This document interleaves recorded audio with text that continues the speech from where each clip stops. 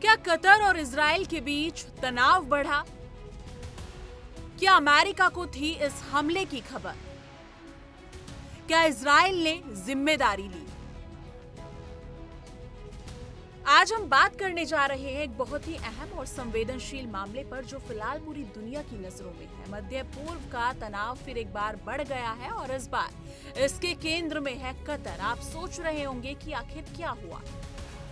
Qatar में अचानक Israel ने एक बड़ा हवाई हमला किया जिसमें हमास के कई नेता निशाने पर थे। इस हमले ने न सिर्फ कतर और इजराइल के बीच के रिश्तों पर सवाल खड़े कर दिए हैं बल्कि अमेरिका के सामने भी एक बड़ी चुनौती खड़ी कर दी है। और इस पूरी घटना के बीच अमेरिका के राष्ट्रपति डोनाल्ड ट्रंप का एक बड़ा बयान सामने आया है जिसने इस मामले को और भी पेचीदा बना दिया है। तो आइए विस्तार से जानते हैं क्या है पूरा मामला।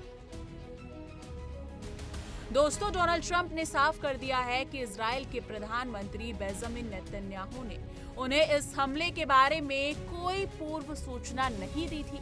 ट्रंप ने व्हाइट हाउस में पत्रकारों से कहा कि उन्हें इस हमले की कोई चेतावनी नहीं मिली।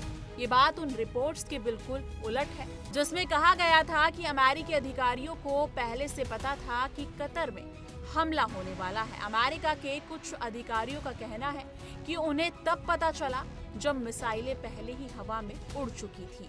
मतलब ये हुआ कि अमेरिका को प्रतिक्रिया का मौका तक नहीं मिला। यह स्थिति काफी संवेदनशील है क्योंकि अगर वाकई अमेरिका को पहले से जानकारी थी तो वो समय रहते रोकथाम क्यों नहीं कर पाया। वहीं इस पूरे विवाद के बीच इजराइल ने खुद को पूरी तरह निर्दोष बताया। उन्होंने कहा कि यह हमला उनकी स्वतंत्र कार्रवाई थी। नेतन्याहू के कार्यालय ने साफ किया कि इजराइल ने इस हमले की योजना खुद बनाई और अंजाम दिया और पूरी जिम्मेदारी खुद ली। उनके बयान के मुताबिक व्हाइट हाउस की व्याख्या सही है और अमेरिका का इसमें कोई दखल नहीं था। दोस्तों, इसका मतलब ये है कि इजराइल अपनी सटीक रणनीति के साथ बिना किसी बाहरी मदद के अपने लक्ष्य को पूरा कर रहा है। अब सबसे अहम सवाल उठता है कि कतर की प्रतिक्रिया क्या रही। इस बात को लेकर डोनाल्ड ट्रंप ने कतर को भरोसा दिया है कि अमेरिका उनके साथ खड़ा है।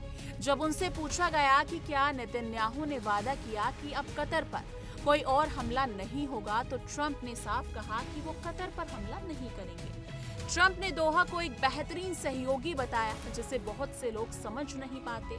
ये बयान कतर और अमेरिका के बीच रिश्तों को मजबूत करने की कोशिश का संकेत माना जा रहा है। जी हाँ, इसी दौरान अमेरिकी विदेश मंत्री मार्को रूबियो ने यरूशलेम में नेतन्याहू के साथ प्रेस कॉन्फ्रेंस कर कहा कि कतर इस संघर्ष को हल करने में अहम भूमिका निभा सकता है। रूबियो ने बताया कि कतर गाजा में बंधक बनाए गए 48 लोगों की रिहाई में मदद कर सकता है, साथ ही हमास को कमजोर करने और गाजा वासियों के लिए बेहतर भविष्य की दिशा में भी कतर अपना योगदान दे सकता है। ये बयान इस बात का संकेत है कि अमेरिका और इजराइल को एक जरूरी मध्यस्थ के रूप में देख रहे हैं। लेकिन नेतन्याहू ने यह भी स्पष्ट कर दिया कि वो हमास के किसी भी नेता पर दुनिया के किसी भी हिस्से में कार्रवाई करने से पीछे नहीं हटेंगे। उनका कहना है कि जहां भी वो हमास के नेताओं को पाएंगे वहां कार्रवाई करने का अधिकार रखते हैं। ये बयान दर्शाता है कि इजराइल की रणनीति कड़ी और निर्णायक है। दोस्तों, अक्टूबर 2023 में गाजा पर जारी संघर्ष में हजारों लोगों की जान चली गई थी। पूरी आबादी विस्थापन, भूखमरी और गंभीर मानवीय त्रासदी झेल रही है। इस बीच कतर और इजराइल के बीच रिश्तों को बचाने के लिए अमेरिका ने कई कोशिशें शुरू कर दी ताकि मध्य पूर्व में शांति कायम की जा सके। तो दोस्तों, ये थी कतर की खबर जिसमें कतर में हुए इजरायली हमले और उनके बाद ट्रंप ने बयान दिया। इस पूरे मसले में राजनीतिक तनाव तो है ही, साथ ही मानवीय संकट भी गहरा होता जा रहा है। अब सवाल ये है कि अमेरिका सचमुच कतर के साथ है या फिर कहीं कुछ और भी चल रहा है। आपका क्या नजरिया है? क्या आप सोचते हैं कि इस तनाव के बीच शांति की कोई उम्मीद बची है?